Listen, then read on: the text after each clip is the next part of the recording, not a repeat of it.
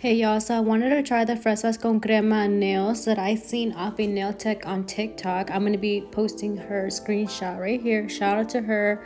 I wanted to see if her technique was beginner friendly. So yeah, I'm using these nail tips that I just got off Amazon. This is my first time using them. They're supposed to be a stiletto long.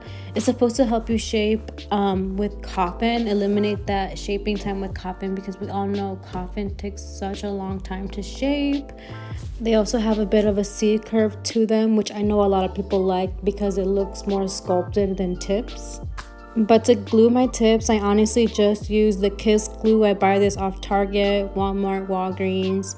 I never had any problems with my tips not sticking, even with the other fake hand from Amazon with this nail glue. So I do recommend this nail glue. Then I'll be going in with my file and just shaping the sides to give it that more coffin shape. This was my first time actually using an 80/80 grit file, and I actually really liked it. Just have to be really careful with this file since it's really coarse, because then you're able to cut yourself or your client.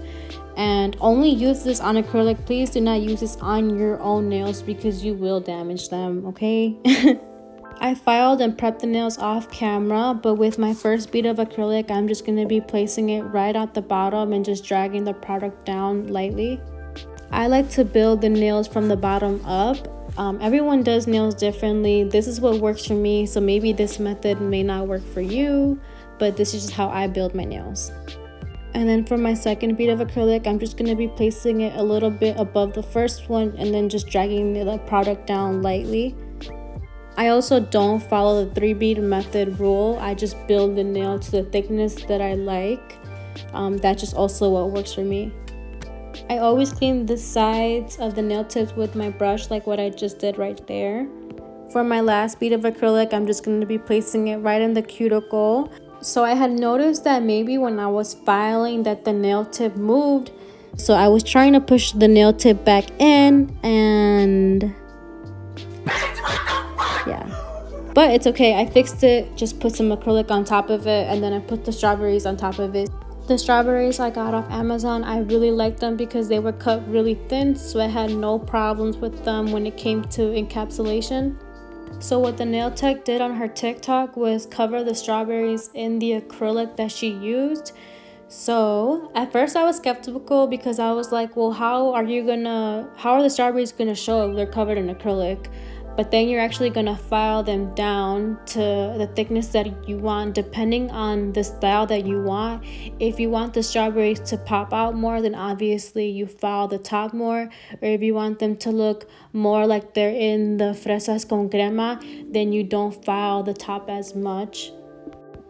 So right now I'm just building the thickness of the nail to how I like it, and I'm using the color from Valentino Blushing.